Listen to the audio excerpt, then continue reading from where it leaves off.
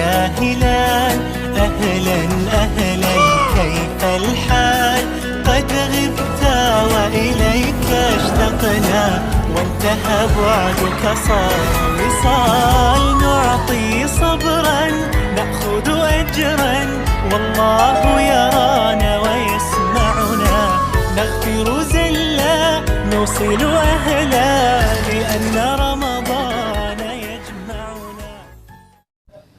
qisadan waxay ku dhacday nin la yiraahdo Waak waxayna ku dhacday sanadkii 1999 markii uu jiray 10 sano. maalin maalmaha kamida ayaa Waak waxa uu wacay aabihiisa.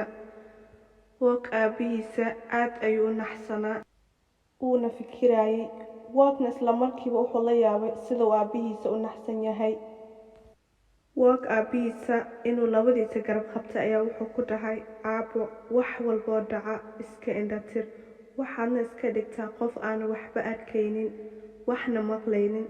asigana isagoo qoslaayo ayuu haye iska dhahay. mar labaad ayuu aabihiisa ku celiyay.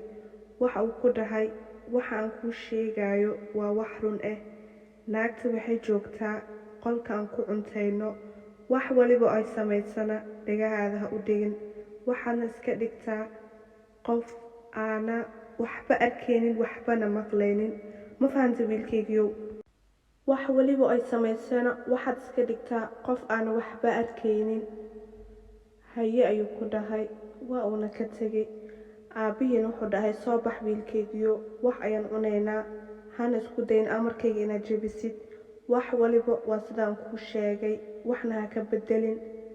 runtii aad ayuu u naxay wiilkii. wuxuuna isdhahay, waa maxay waxaan aabahaaga uu sheegayo? cabsi fara badan ayaa soo wajahday. aad ayuuna u walwalay.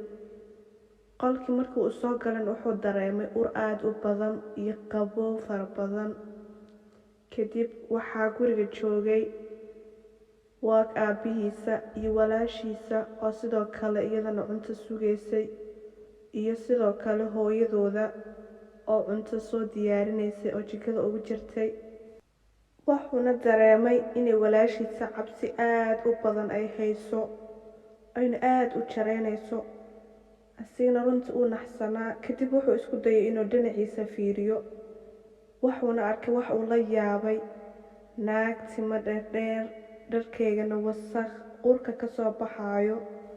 aad ayuu u naxay. kadib walaashiisa ayuu ku dhahay, walaal ma u jeedaa naagtan? haa ayay ku dhahday. aabood ayaa aad u xanaaqay. wuxuuna ku dhahay, aamusa. waxay bilowday naagtii inay soo dhaqaaqdo. lugaheeda dhan wada dhiig ayay ahaayeen meeshii dhulka saarto. urkana aad ayuu u sii batay. sanka ayuu iska qabtay. way soo socotay. waxayna u imaaday Waak walaashiisa. labadeeda garab ayay gacmaha ka saartay. indiyaheegan aad ayay u dhaadheeraayeen. cabsi ayaga dhan way jaraysay. waxayna ku dhahday inay u soo dhawaatay gabadhii ayaa waxay ku dhahday, aniga ma ii jeedaa?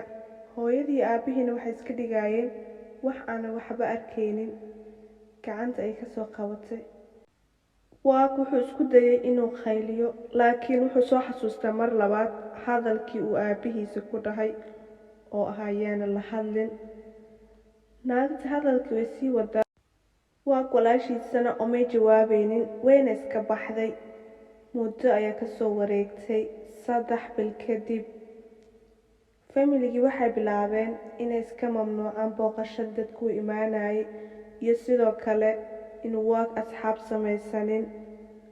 familka dhanna sidii ayay ku noolaayeen, waxayna iska dhigayeen careless, macnaa dad aan waxba naagtaan arkaynin oona maqlaynin waxyaabaha ay samaynayso iyo sidaa u dhaqmayso. meel waliba ay tagaan magaalada, wax waliba ay samaynayaan way la socon jirtay. waxaa ka soo wareegtay 3 sano. 3 sano ilaa 3 sano way daba socotay. kadib Waak aabihiisa wuxuu u sheegay inay naagtan dishay ayeeyadiisa, haddana uga baqaayo inay disho xaaskiisa. saas darteedna ay dan ugu jirto inayna hadlin. uu qof walbana iska dhaga tiro wax walba haddii ay samayso. sidaan ayay ahayd noloshoodu. meel waliba ay tagaan iyo wax walba ay samaynayaana sidaan ayay u daba taagnayd wayna ilaalin jirtay iyaga. Muddo kadib waag hooyadiisa xoog ayay u xanaaqday wayna dul qaadan weyday waxyaabaha naagtan ay sameynayso. Maalin maalmaha ka mid ay ugu soo gashay iyadoo joogto qolka jiifka, xoog ayayna u xanaaqday wayna adkeysan weyday. Waxayna bilowday inay naagti ku qayliso ayna weydiiso waxa ay qolkeeda ka sameynayso iyo waxyaabo saase. Naagtina way xanaaqday, hooyadiina way u dhameysay. Kadib ay soo carareen familkii. Markii ay qolka soo galeen ayaa waxay arkeen qolkii oo wada dhiig ah. Sidii ayayna ku dhimatay waag hooyadiisa. Aad ayayna u naxeen. Waag iyo aabihiisana waxay halkooda ka sii wadeen inay naagtan iska dhaga tiraan wax waliba ay sameynayso, maadaama ay u baqayaan nafsadooda waxna ayna ka bedeli karin. Kadib uu weynaaday 18 sano ay ka soo wareegtay. Waagna sidoo kale family ayuu samaystay. Familigiisana wuxuu u sheegaa inay wax waliba ayagana iska dhaga tiraan. Waag runtii cabsi aad u badan ayaa hayso, aad ayuuna u walwalayaa in familkiisa laga burburiyo maadaama ay naagtan ayeeyadiisa iyo hooyadiisa ay disho. Haddana wuxuu mar walba iska dhigaa mid aan waxba arkaynin si ayna xaaskiisana uga fogaan. maantana qisadeena intaan ay noogu eg tahay. Waxaan rajeynayaa inaad ka heshaan. Ha ilaawina like saartid. sidoo kalena haddaad noogu cusub tahay waxaan kaa codsanayaa inaad nagu soo beertid oo janaalkeena subscribe saartid iyo sidoo kale videogan inaad la wadaagtid asxaabtaada iyo familkaaga. waa videoga noo xigo iyo caafimaad qaab. wassalaamu calaykum.